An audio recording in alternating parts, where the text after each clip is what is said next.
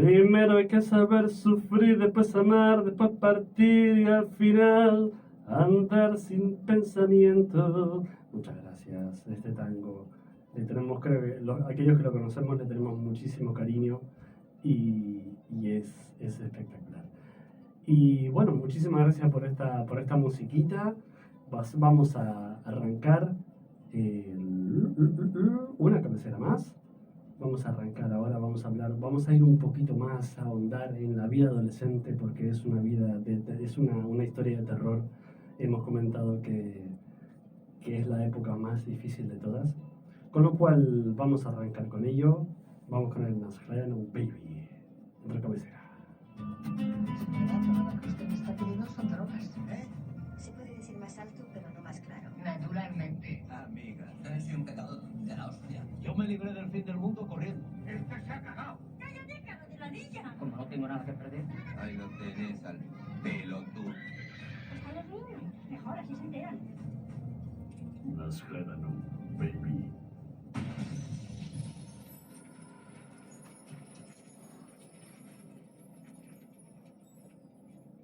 ¿Estás escuchando? Óyeme más. Grande Lars. Siempre me saca una sonrisa. Estamos con la nueva sección de Nazareno Baby. Vamos a hablar hoy de una cosa muy importante porque tenemos en nuestras manos una especie de resumen de un informe realizado sobre los miedos de los adolescentes llamado Así somos, el estado de la adolescencia en España. En España, pero podría decir yo tranquilamente que es en términos globales, porque tenemos cada vez una vida más parecida al que vive en Madrid, en Granada, en Brasil, en Noruega.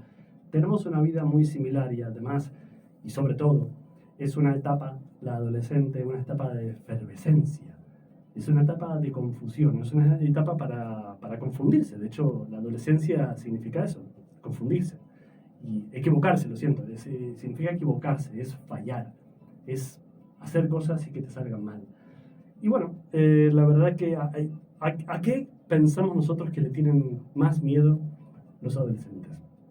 Ellas, es muy curioso los resultados que han salido, no es ninguna sorpresa, pero vamos a desvelar los resultados porque es importante hablar de esto.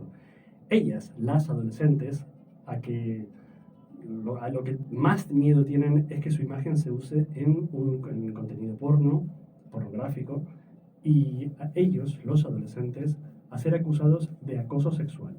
Pero hay mucho más.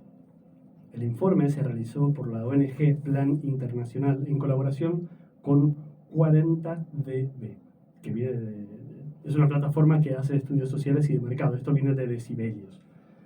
Y que se supone que es el límite de donde estamos a gusto.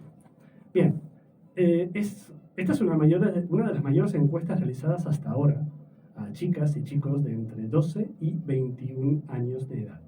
Son 3.500 chicas y chicos y un 86% eran españoles, un 14% eran extranjeros, y hay datos muy interesantes. Vamos a hablarlo en un momento.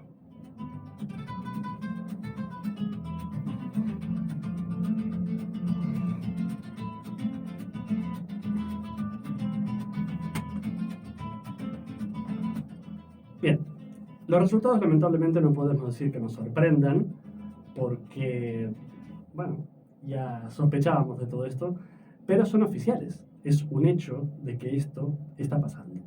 Creo que el estudio no sería tan diferente en adultos. Sin embargo, pensar que las nuevas generaciones piensan igual y les pasa lo mismo, sin tener aún la experiencia y las herramientas para gestionar todo esto, a mí me pone los pelos de punta. Esta generación de adolescentes es la primera que ha crecido en la era de uso generalizado de los smartphones o de teléfonos inteligentes, las redes sociales, y que vivirá acompañada de la inteligencia artificial. A partir de ahora, el entorno digital ya es un espacio real de la vida, que en muchos casos ocupa un lugar central. El 60% de los jóvenes entre 12 años y 21 años de edad, ellos dicen haber sufrido algún tipo de violencia en redes sociales. Digamos 5, es un 50%, 5 de 10 manifestantes 5 de 10 personas manifiestan haber tenido algún problema de salud mental. Esto es algo muy común. Esto afecta al doble de chicas que de chicos. Los trastornos más comunes son la ansiedad, la depresión, los pensamientos suicidas y los trastornos alimentarios. Más de 7 de cada 10 piensa que ningún político le representa. ¡Oh, vaya sorpresa! Y que hoy en día la tecnología ejerce mucho más poder que la política. Es decir, mi estatus en Facebook o en el Instagram, donde fuere, resulta mucho más poderoso que un discurso político. Eso ya Obama lo había experimentado en el 2009, creo que era, 2008, 2009, y fue una revolución.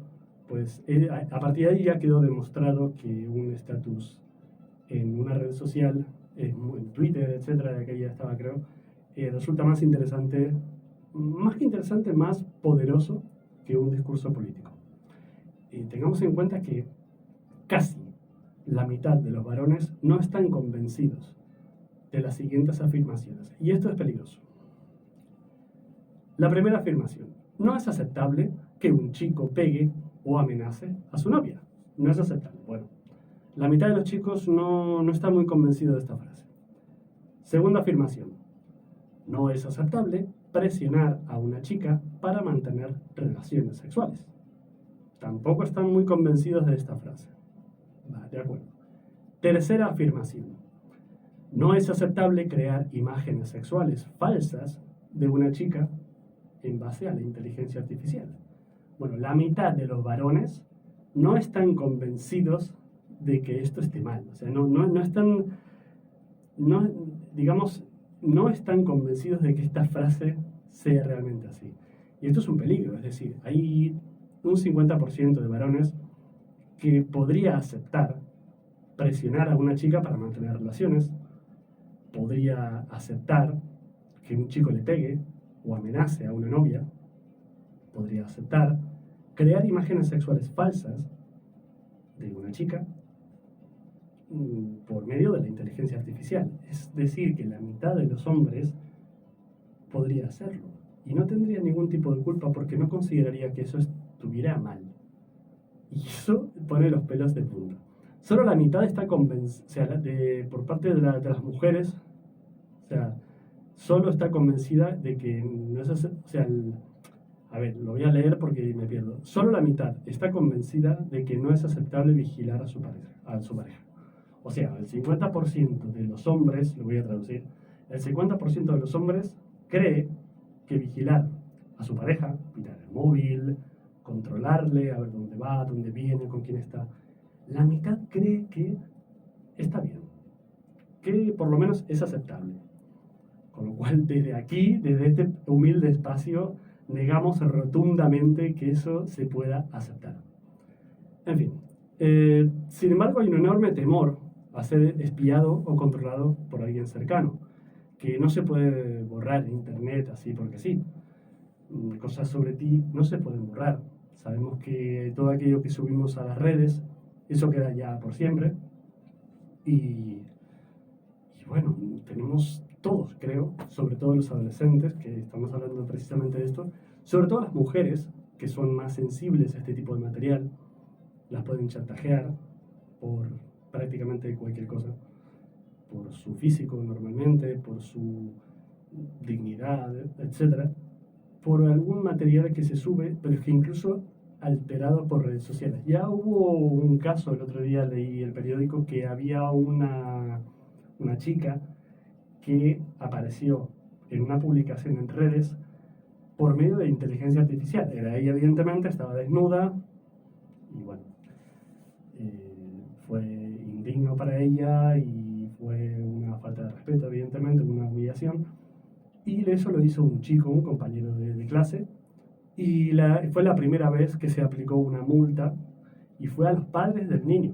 Entonces, eso debería darnos la voz de alarma, porque las cosas están cambiando muy rápido y los adolescentes son las primeras víctimas de esto, por lo que comentamos, que no tienen las herramientas adecuadas para poder primero controlar todos sus impulsos, todos sus pensamientos, no pueden controlar los ritmos del entorno en el que están, el contexto, no tienen experiencia suficiente como para poder resistir a todo eso y aguantar. Y además son muy vulnerables. Tienen están experimentando físicamente una revolución hormonal. No entienden lo que les está pasando, nadie les apoya, nadie les informa, nadie les apoya, nadie les explica exactamente lo que está pasando con su cuerpo. Entonces, básicamente el mayor temor es respecto a la inteligencia artificial es que se utilice para crear vídeos sexuales falsos a partir de imágenes personales. Esto está pasando con adultos, pero imaginaros los adolescentes o incluso los niños, que también está pasando con niños, que ya es peor todavía, especialmente a ellas, porque que utilice para obtener diagnósticos sobre salud mental, por ejemplo. La inteligencia artificial utilizada para obtener diagnósticos sobre salud mental resulta muy peligroso. Y que no se distinga entre lo real y lo artificial, ni siquiera en imágenes y vídeos, es aterrador. La mayoría crea sus perfiles incluso en redes sociales antes de los 14 años, según la encuesta. Y a los 14 años, decidme qué herramientas tiene esta persona, qué background, qué experimenta, qué experiencia, qué conciencia puede tener de utilizar unas herramientas tan peligrosas como en este caso la inteligencia artificial, mezclada con las redes sociales, mezclada con un entorno social que incluso desde los tiempos analógicos era muy difícil manejar. Era muy difícil manejar incluso la propia conciencia individual, ya que yo he sido adolescente también, he sido niño, y yo recuerdo, incluso a mis compañeros, la vergüenza de hablar las cosas que nos pasaban. Era como el elefante que está en medio del salón y que nadie se atreve a hablar. Por suerte, esto está cambiando en los últimos años, que así como existe este peligro de la inteligencia artificial, existe este riesgo enorme de ser víctimas de este tipo de herramientas, por suerte al mismo tiempo de alguna manera se equilibra las voces, como intentamos hacer desde hoy, desde Día de Mamás. Existen las voces que empiezan a hablar sobre estos temas y quieren espabilar un poquito ahí a la sociedad que está dormida, que no se da cuenta que los adolescentes son una parte muy sensible y que van a ser el futuro de la sociedad.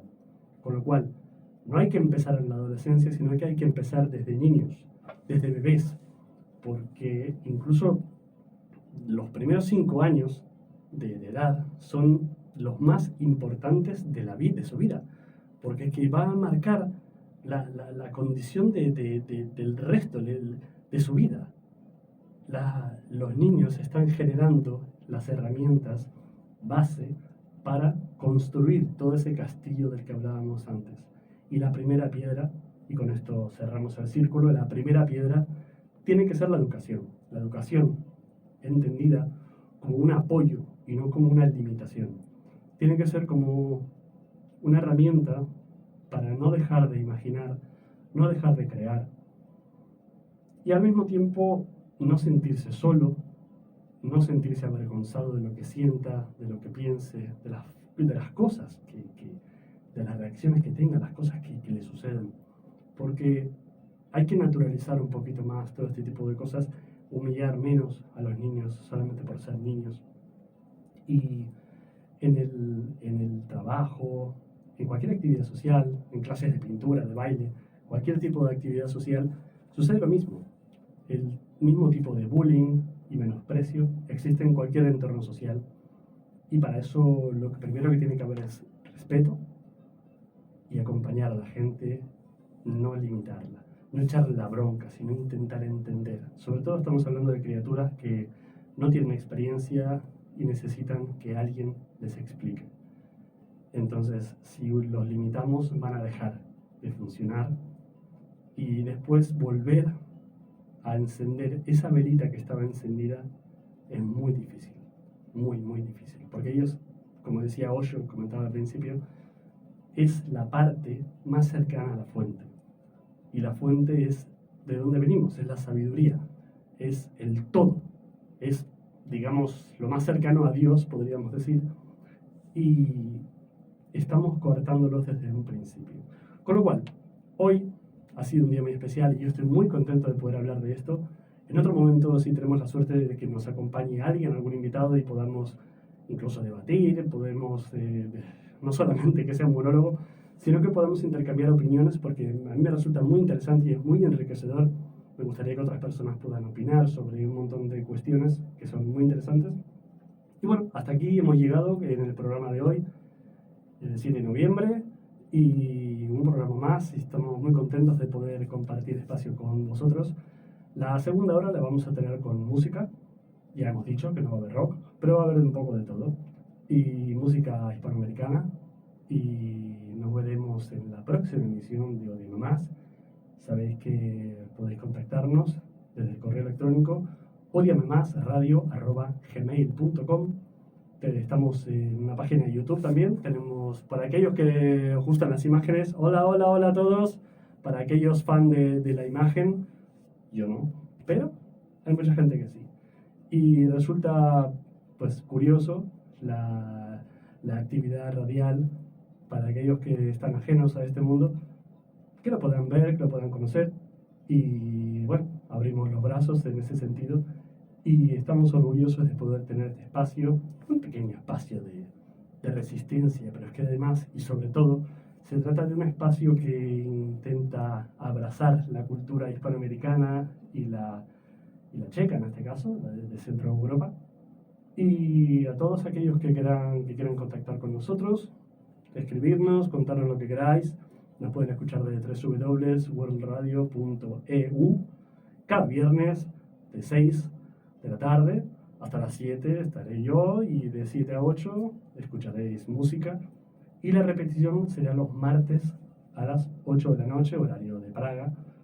Y muchísimas gracias por estar al otro lado. Os quiero mucho. Nos veremos, estaremos en contacto otra vez. Volvemos el próximo viernes. Un abrazo muy fuerte a todos y os dejamos con más musiquita.